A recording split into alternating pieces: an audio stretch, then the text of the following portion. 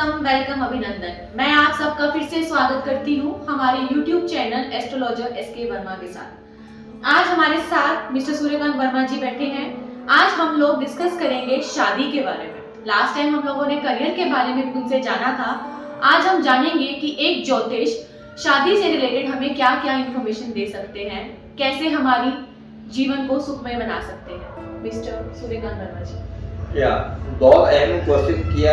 शादी एक ऐसा टॉपिक है जो एक ही टिकट ईश्वर ने दिया है। बिल्कुल सही कहा जी। और ये एक लकी ड्रॉ है कि आपका लकी ड्रॉ कैसा निकलता है। तो जीवन में बिजनेस बदला जा सकता है, बीवी भी बदली जा सकती है, लेकिन वन टाइम इन्वेस्टमेंट लेकिन जो ऑथेंटिकेटेड जो टिकट है वो एक ही होता है। तो उस ऑथेंटिकेटेड टिकट को बहुत सोच समझ के लगाना चाहिए। तो शादी is a very important topic. Being a ज्योतिषी, मैं तो यही कहना चाहूँगा कि शादी के लिए एक एक्सपर्ट ज्योतिषी से कुंडली का मिलान अच्छी तरह से जरूर करवा लेना चाहिए।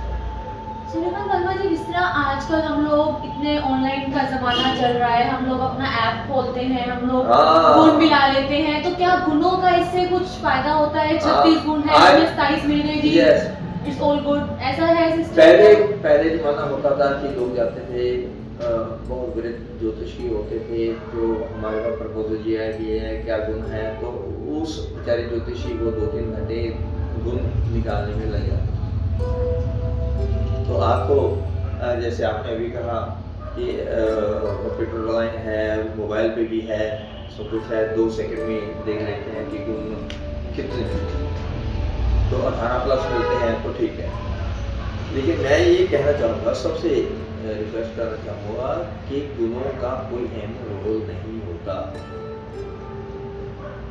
32 गुण जिसके मिलते हैं या 30 गुण मिलते हैं वो कुंडली रिजेक्ट हो सकती है, और जिसके 14 गुण मिलते हैं वो सिलेक्ट हो सकती है। तो मैं सबसे ये कहना चाहूँगा, जिसकी भी शादी होने वाली है वो सभी लकी पर्सन्स जो हैं, जो those who are going to marry very soon, तो कुंडली का मिलान, matching of kundli should be very minutely, और it should be based on the planets. ग्रहों के बेस पर ये इसका एनालिसिस होना चाहिए, ना कि गुणों के आधार पर। गुण बेशक 14 मिलते हैं या 12 मिलते हैं तो आप कर सकते हैं अगर ग्रह मिलान होता है। आजकल एक बहुत 90% लोग मेरे से प्रश्न पूछते हैं, देखना ये लड़का या लड़की जो भी है, ओपन एंड जो भी है, वो मंगलिक तो नहीं है। अब मैं उनसे ये पूछना चाहता हूँ, मंगलिक के अलावा दूसरे क्या ग्रह नलायक हैं जो अपना भूमि अदा नहीं करते? खाली मंगल ही विछोड़ा नहीं कराते, विछोड़ा कराने वाले राहु, केतु, सूर्य और शनि, ये विछोड़ा कराने वाले मंगल से भी तेज ग्रह है। मंगल तो कराते कराते करवाएगा आपका विछोड़ा, लेकिन अगर सूर्य साथ में वहां में बैठ जाए और वहां पे केतु और राहु बैठे हो तो विछोड़ा हो ही जाएगा, उसका कोई इलाज ही नहीं है अगर किसी शुभ ग्रह की दृष्टि ना हो। तो इसलिए ग्रहों का मिलान होना बहुत ज्यादा जरूरी है। खाली अपने आप मिलाना है, मिला लो, एक ब्रॉड आइडिया के लिए मिला सकते हैं, लेकिन फाइनल करने से पहले एक एक्सपर्ट ज्योतिषी से कुंडली का मैचिंग को कुंडली जरूर बनाएं। अदरवाइज आपकी लाखों रुपए की इन्वेस्टमेंट के अलावा जो 2 ए और बी की शादी होने वाली है वो भाई मैं आपका क्या कहूँ, 2 साल नर्क की भांति हो सकती है। क्योंकि खाली कुंडली से ये एकदम with a blink of an eye ये जज किया जा सकता है कि ए और बी में दोनों में से कुंडली क्या स्टेटस, मैरिड लाइफ का स्टेटस क्या होगा। क्या यह डाइवोर्सी कुंडली तो नहीं? ए या बी में बेशक दोनों नॉन मंगलिक हैं या मंगलिक हैं, क्या ये डाइवोर्सी कुंडली तो नहीं? अगर है तो गुणों को छोड़ दो, आप उसको काटा मान लो कि नहीं है। फिर दूसरी बात ये देखने वाली है कि क्या दोनों की लंबी आयु है। अब विछोड़े भी दो तरह के होते हैं।